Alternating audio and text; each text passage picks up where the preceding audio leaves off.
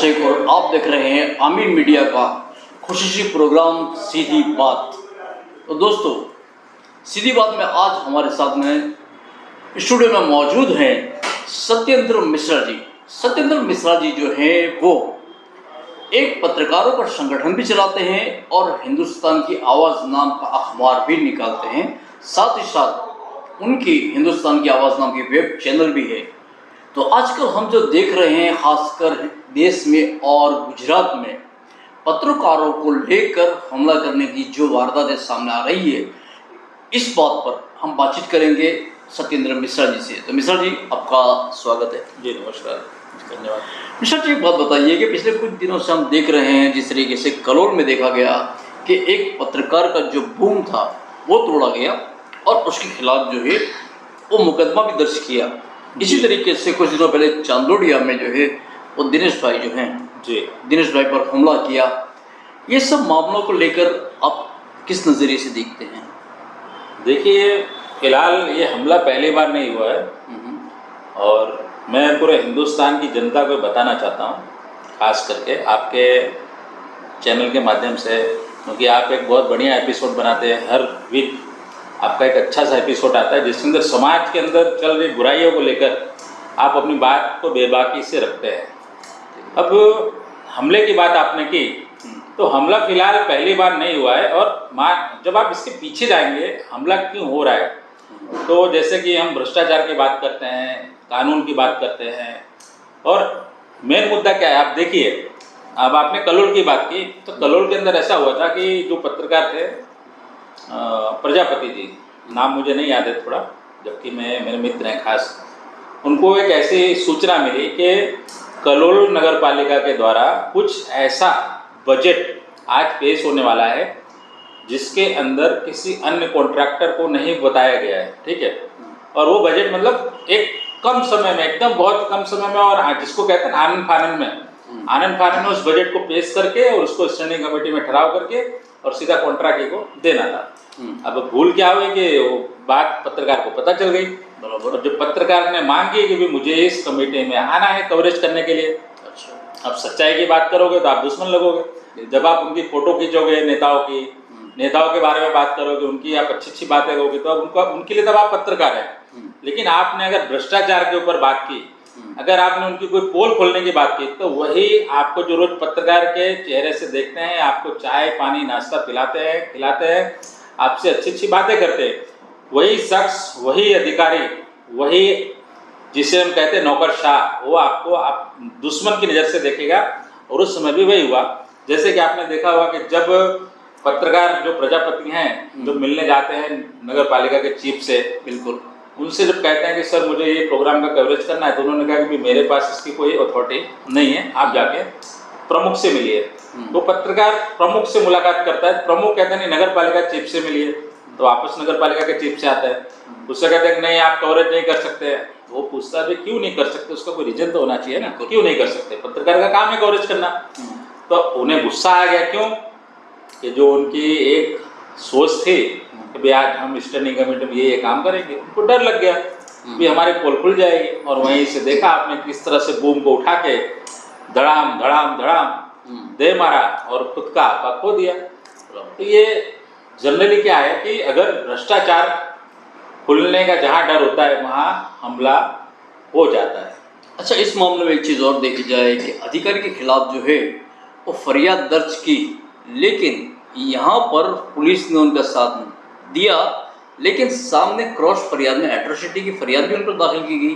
देखिए, जहाँ तक मेरा मानना है कि वो जो प्रजापति हैं स्वर्ण समाज से नहीं है, ओबीसी समाज से आते हैं और वो प्रजापति समाज भी दबा कुचला हुआ समाज है, ऐसा मेरा पर्सनल मानना है।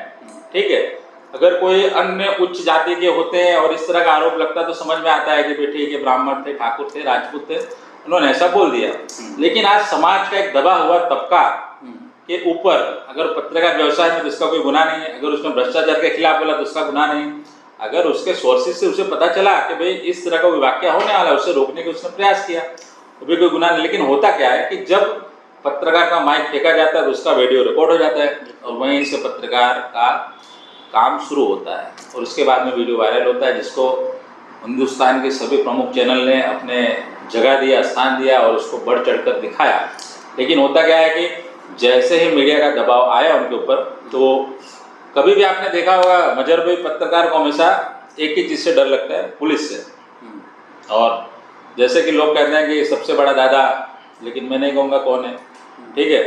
तो हुआ क्या कि वो तुरंत, अब उसने भूल तो कर दी नगर पालिका के जो प्रमुख थे, लेकिन भूल करने के बाद बोलते हैं सीना चोरी, सीना चोरी, ठीक है। कहावत तो आपने सुनी होगी, बहुत पुरानी कहावत है। तो उन्होंने फट से, उनके पास तो सत्ता है क्योंकि वो तो सरकार में बैठे हैं, उनके पास तो नेता है, और उन्होंने सीधा अपने सत्ता का उपयोग करते हुए सीधा फोन लगाया स्थानीय प्रशासन को, पुलिस को, और वहाँ गए बिना उन्होंने अपनी फरियाद कर दी। लेकिन सबसे बड़ी बात है कि जब पत्रकार ने अपनी फरियाद दी थी वहाँ पर कुछ 6 बजे के आसपास, उस समय तक नगर पालिका चीफ की कोई फरियाद वहाँ पर नहीं थी। उसके बावजूद भी जब वो वहाँ पर पत्रकार जाता है, अपनी पूरी बात को रखता है प्रशासन के समक्ष, तब भी उसे ऐसा कहा जाता है कि आप चिंता मत करिए, हम न्याय देंगे आपको। पुलिस प्रशासन के द्वारा ऐसा कहा जाता है। लेकिन होता क्या है कि रात होते 8 बजे के आसपास उल्टा जिसने पहले फरियाद की उसकी फरियाद को साइड में रख दिया जाता है और उसी के खिलाफ मामला दर्ज कर लिया जाता है। तो अक्सर मैं कहूँगा कि फिलहाल जो पूरी लड़ाई है भ्रष्टाचार के खिलाफ की लड़ाई है, और ख़ास करके पूरे गुजरात में नहीं, पूरे हिंदुस्तान में आपने जब भी देखा होगा किसी भी पत्रकार के खिलाफ मुकदमा दर्ज होता है तो उसमें से 99.999% मुकदमे झूठे होते हैं, और सिर्फ उनका मकसद वही होता है कि उस पत्रकार को डराया जाए। अगर वो नहीं डरता है तो उसके खिलाफ झूठे मुकदमा दर्ज करना एक ये फैशन है। और फिलहाल जो अफसरशाह सिर्फ यही करके पत्रकार को डरा सकते हैं, उसके अलावा उनके पास कोई ऑप्शन नहीं रहता है। अच्छा मिश्रा जी, यहाँ पर मैं आपसे एक बात और कहूँगा कि आप भी एक पत्रकार संगठन चलाते हैं, तो ऐसे मामले में जो पत्रकार संगठन हैं वो आवाज़ क्यों नहीं उठाते? देखिए, जैसे आपने बहुत सही कहा, मैं ABPS अखिल भारतीय पत्रकार सुरक्षा समिति का गुजरात प्रदेश का मेंबर भी हूँ, अहमदाबाद शहर का प्रभारी हूँ, अहमदाबाद शहर का प्रमुख भी हूँ। और ABPS में जब मैं नहीं था उसके पहले भी एक मेरा शौक़ रहा है कि अगर गुजरात के अंदर कहीं भी पत्रकारों का कोई भी मामला आता है अगर मेरे संज्ञान में, तो मैं एक पर्सनली उसको ध्यान में लेके और मैं उस पर पूरा देख रेख रखता हूँ और लगभग मैं जाने का प्रयास करता हूँ। आपने जैसे कि कलोल की बात की, तो कलोल के अंदर एक बहुत दुखद बात है कि इस घटना के बाद में भी मीडिया अलग अलग ग्रुपों के अंदर एक चीज़ की सूचना दी गई कि कल इतने बजे हम कलोल पुलिस स्टेशन में जाने वाले, लेकिन पत्रकारों की संख्या आप देखेंगे तो 0 थी। सिर्फ जो पत्रकार था और साथ में उनके एडिटर्स भी थे और सिर्फ 2 लोग और एक्स्ट्रा थे। लेकिन जब खुद पर आती है तब लोग मदद मांगते हैं। लेकिन मैं ये कहना चाहूँगा कि मदद हर किसी को करनी चाहिए। इसका मतलब कहीं ऐसा तो नहीं कि कुछ सालों पहले, जैसा आपको पता होगा कि एक पत्रकार संगठन ने विजय भाई रूपाणी को, हमारे यहाँ के जो CM हैं, उन्हें आवेदन पत्र देने के लिए गांधीनगर में जमा हुए थे जी। और वहाँ पर उन पर लाठीचार्ज भी किया गया था और कई पत्रकारों को जो है वो अरेस्ट भी किया गया था जी। क्या इस वजह से तो नहीं है कि पत्रकार जो है वो डरे हुए हैं? और जिस तरीके से आपने बताया कि आपके बुलाने पर सिर्फ 2 पत्रकार वहाँ पर आए, तो इस वजह से पत्रकार नहीं। मैं आपको बोलना चाहूँगा, मैंने किसी को नहीं कहा था कि आप आइए, क्योंकि मैं खुद देखना चाह रहा था। कोरोना के बाद कई समय तक तो लोग अपने घर में बंद थे, कोरोना काल चल रहा था, तो हम ये खुद देखना चाह रहे थे कि भाई बिना बुलाए पत्रकार होने के नाते हर किसी की अपनी जवाबदारी है। अगर किसी के साथ में इस तरह का कोई वाक्य हो तो उसके साथ आप खड़े रहे, उसे सपोर्ट करें। तो कोई संगठन बुलाए आपको या आपको किसी का फ़ोन आए तब आप जाएं, ये मेरे हिसाब से अच्छी बात नहीं है। हर आदमी को अपनी जवाबदारी समझते हुए जो नज़दीक के लोग हैं उन्हें मदद करनी चाहिए, और इसमें गलत क्या है? हर पत्रकार जो है वो अपने तरीके से इसका मदद करना चाहिए। भले कोई किसी भी संगठन से जुड़ा हो, किसी व्यक्ति विशेष से जुड़ा हो, लेकिन अगर इस तरह का कोई वाक्य होता है तो उसे मदद के लिए आना ही चाहिए।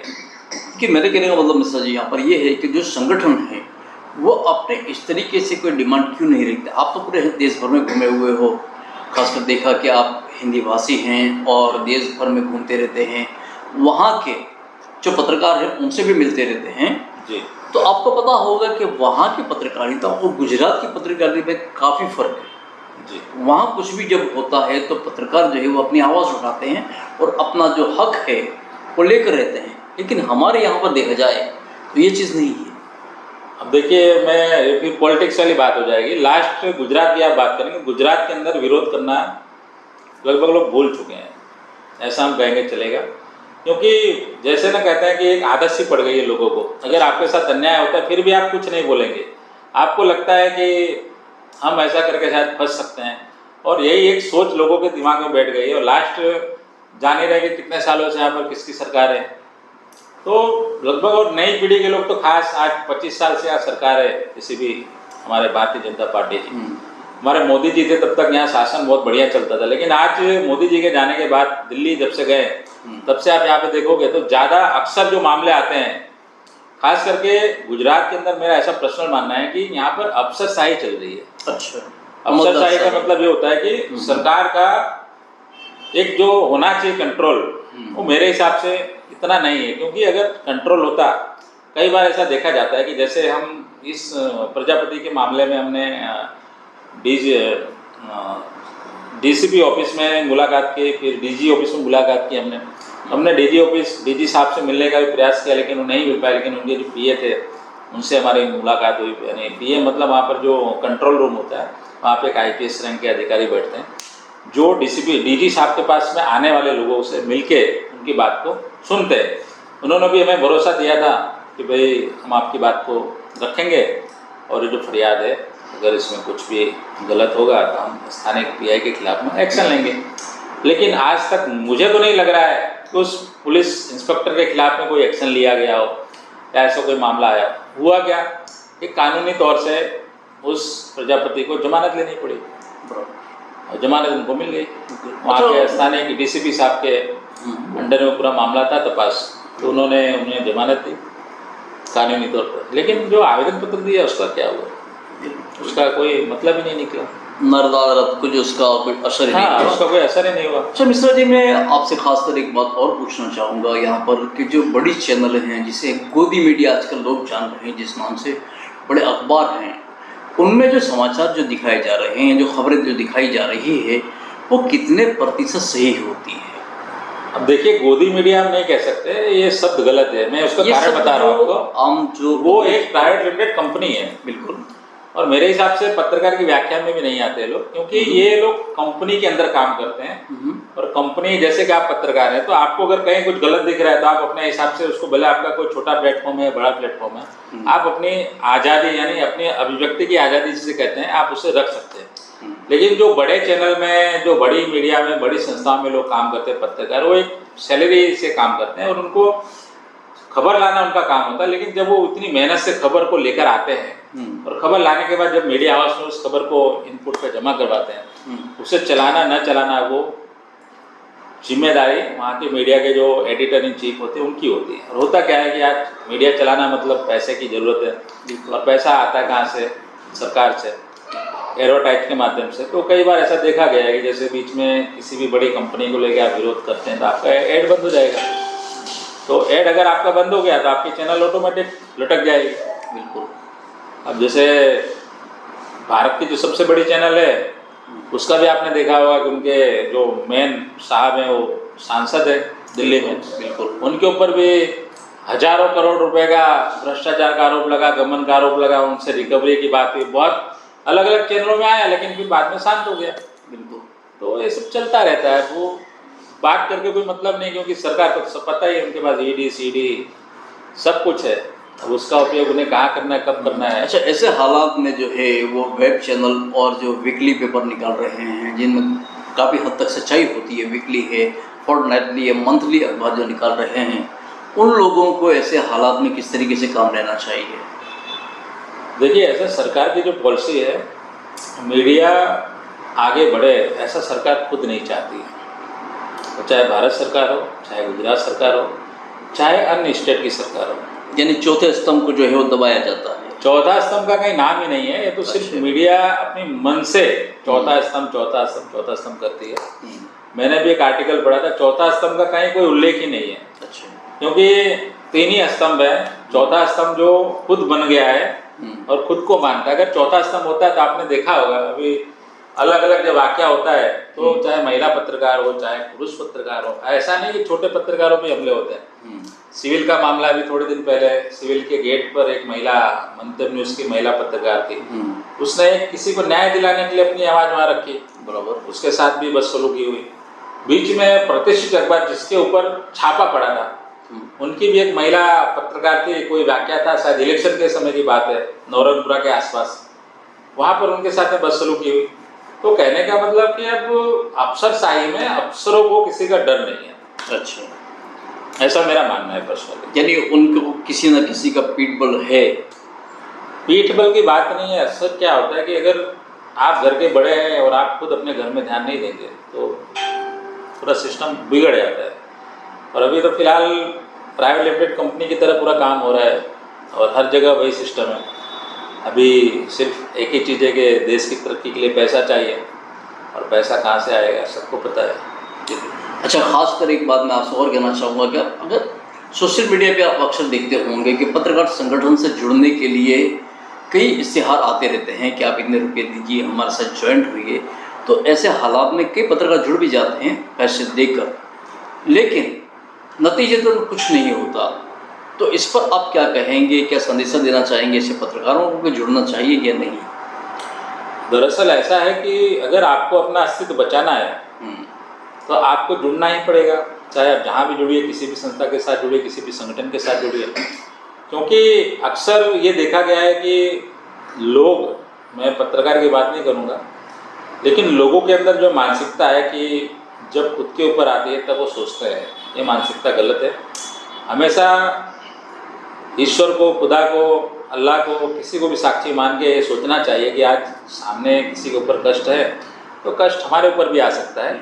इसको ध्यान में रखते हुए हर आदमी को आगे बढ़ना चाहिए। और ख़ास करके मैं कहूँगा कि कभी भी आप देख लेना हमला या ऐसी कोई वाकया होती है तो उस समय स्थानिक संगठन काम नहीं कर सकता। अगर आपका लोकल, आप जहाँ रहते हैं वहाँ का स्थानिक संगठन है, जैसे कि आप जुआपुरा रहते हैं और वहाँ संगठन के लोग आपसे जुड़े हैं, यानी आपके जुआपुरा में 5 पत्रकार हैं या 5 मित्र हैं आपके, तो आपको सही मदद सिर्फ वही कर सकते हैं। बाकी तो सिर्फ आवेदन पत्र का खेल चलेगा, जो एसपी, डीसीपी और सीपी और जहाँ सीएम आवेदन पत्र दिया जाता है और उसको सोशल मीडिया पे वायरल किया जाता है, उससे लेकिन मैंने आज तक नहीं देखा है कि किसी को न्याय मिला हो। तो मिश्रा जी, बहुत बहुत शुक्रिया, आप वक्त लेकर यहाँ पर आए और इतनी जानकारी दी।